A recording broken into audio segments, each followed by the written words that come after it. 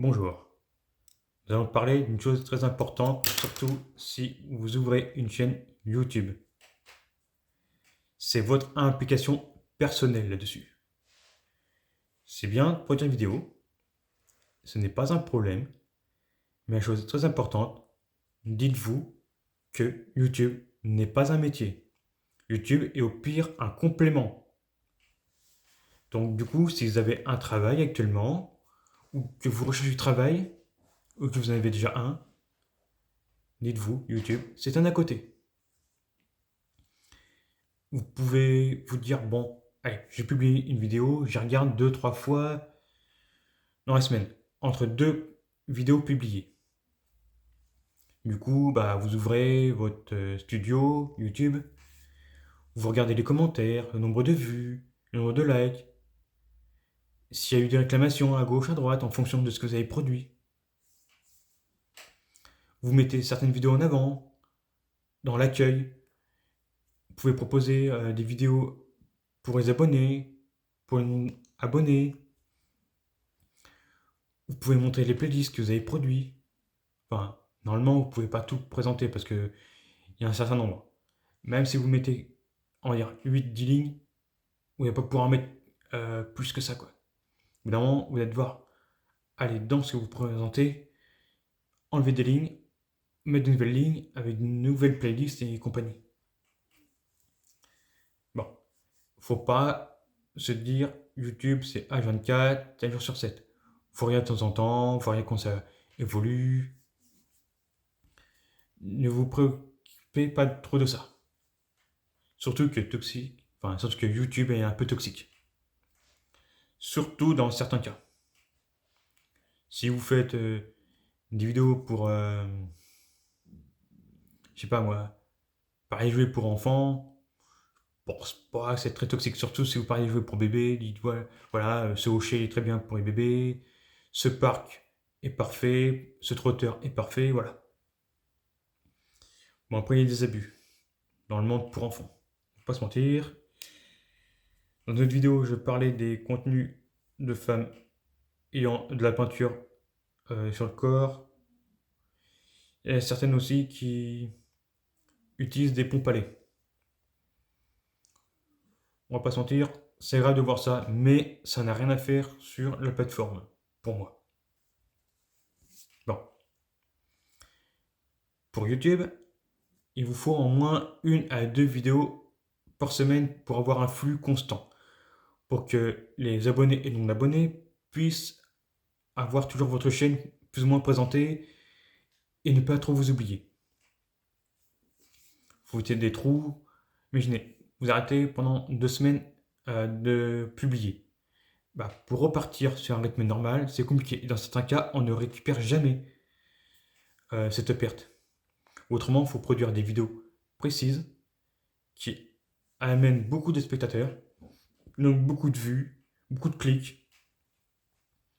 Et là, généralement, on sort de ce qu'on produit habituellement.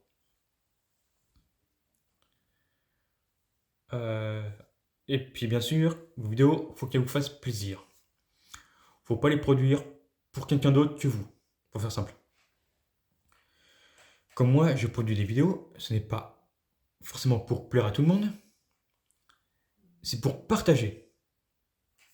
Comme là, mon but n'est pas de faire énormément de vues.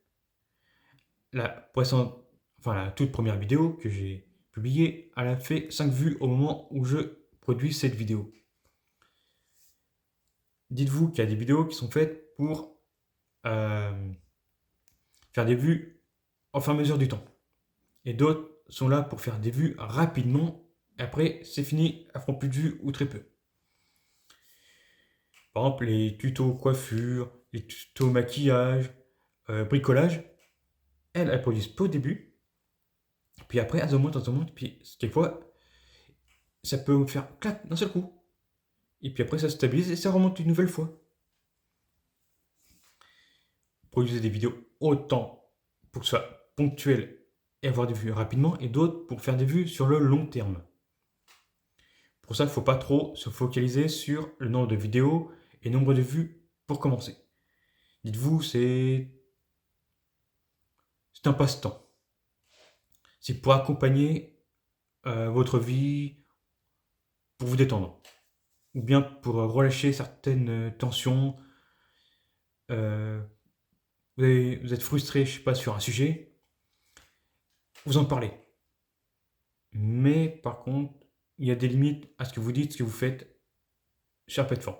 Évitez la toxicité, c'est pour ça que une vidéo passion, par exemple, ou pareil, je sais pas, moi, une série produite sur TF1 ou pour TF1, vous parlez d'un manga, d'une série, d'un film, d'un jeu vidéo. Par exemple, comme étant un fan, par exemple comme un critique euh, rigoureux, à fond. Mais par contre, dans certains cas, oui, je veux bien croire qu'il faut avoir une critique précise, argumentée, tout ce qu'il faut. C'est normal. Vous êtes un fan, il y a un sujet précis, il faut en parler. Point. Ça, je peux comprendre. Mais il faut quand même garder une certaine retenue, ce que vous dites, ce que vous faites. Autant dans les productions, dans votre vidéo, nombre de temps, et ainsi de suite. Il faut rester raisonnable. YouTube est un à côté. YouTube n'est pas un métier. Rares sont ceux qui arrivent à en vivre. Et même ceux qui en vivent peuvent, dans certains cas, ne plus pouvoir gagner d'argent dessus leur chaîne. C'est pour ça qu'il y a les abonnements payants. Et dans certains cas, les abonnements payants peuvent être refusés et annulés si vous êtes trop loin dans vos vidéos ou bien qu'il y a quelque chose qui ne va pas. Trop de signalements, euh, trop de commentaires négatifs. En gros, il y a eu trop de modération à faire, donc du coup, vous perdez tout. Et c'est pour ça que certaines personnes ont des Tipeee, des Patreons et des PayPal pour qu'ils puissent avoir de l'argent. Du coup, dites-vous, YouTube est un à côté, on fait une deux petites vidéos, ça s'arrête là. Point. Il faut encourager les personnes à faire des likes, c'est très bien. À commenter, surtout les commentaires, c'est très important. Dans les commentaires, il faut que les personnes, et même vous, en tant que spectateur unique, vous fassiez des petits commentaires gentils. Quand je dis gentil, c'est en aucun cas d'insulte. En aucun cas va trop loin dans ses paroles. Pas de diffamation, ni rien. La vidéo ne te plaît pas ou quelque chose ne va pas, on reste gentil. On dit, ouais, là, je suis pas d'accord avec ça, suite à ça, selon mon point de vue, point. On n'insulte pas. Et voilà. Si vous, s'il y a des commentaires dans ce genre-là, et que vous avez votre propre chaîne, pour commencer, vérifiez tous les commentaires, surtout quand cela est encore possible sur votre chaîne. Tous les commentaires sont visibles une fois que vous avez validé. Et certaines personnes peuvent être validées automatiquement, étant préapprouvées, et d'autres, vous supprimez simplement le commentaire, ou vous bloquez la personne. La personne pourra toujours regarder vos vidéos, mais ne pourra plus faire d'interaction. Sauf erreur, il me semble que c'est simplement les commentaires, que ça bloque. Que je pense pas que ça va bloquer les likes ou dislikes. Et je crois que l'abonnement c'est pareil. Je crois pas que ça les bloque, mais au moins les commentaires sont bloqués. Ça évitera tout ça.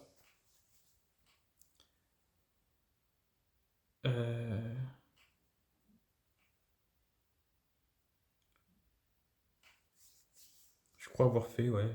Je crois tout parler. Vraiment. On reste calme. YouTube, c'est un à côté. Ce n'est pas un métier. On fait attention à ce qu'on dit.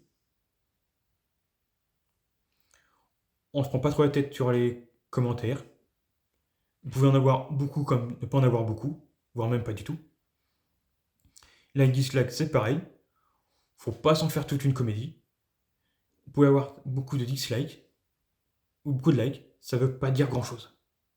Ce qui compte, c'est même pas est-ce que j'ai plus de likes ou plus de dislikes sur la même vidéo, c'est ce que la vidéo produit. La vidéo produit beaucoup de négativité. bloquez, supprimez les commentaires. Point. Dans tous les cas, vous mettez la vidéo de côté, vous supprimez, vous faites ce que vous voulez, mais voilà. Dites-vous, YouTube, c'est d'un côté, faut pas en faire sa vie. Faut pas se morfondre sur un manque de vues, sur la toxicité que ça peut produire. Il faut bien sûr faire des vidéos qui encouragent le commentaire, le like, le partage, l'abonnement. Et puis, si vous avez un Tipeee ou quelque chose comme ça pour être rémunéré, évitez de le mettre dès le début. Si vous voyez que la communauté, ça va, ça tourne, vous pouvez. Autrement, si vous savez que rapidement, même avec une petite communauté, vous allez avoir 5-10 € par mois, faites-le. Mais évitez dès le début. Et si vous n'êtes pas encore à une chaîne pouvant être rémunérée, faites comme vous voulez. Mais dites-vous que ça va être compliqué. Bon, je pense avoir fait le tour là-dessus. On se dit à la prochaine vidéo et au revoir.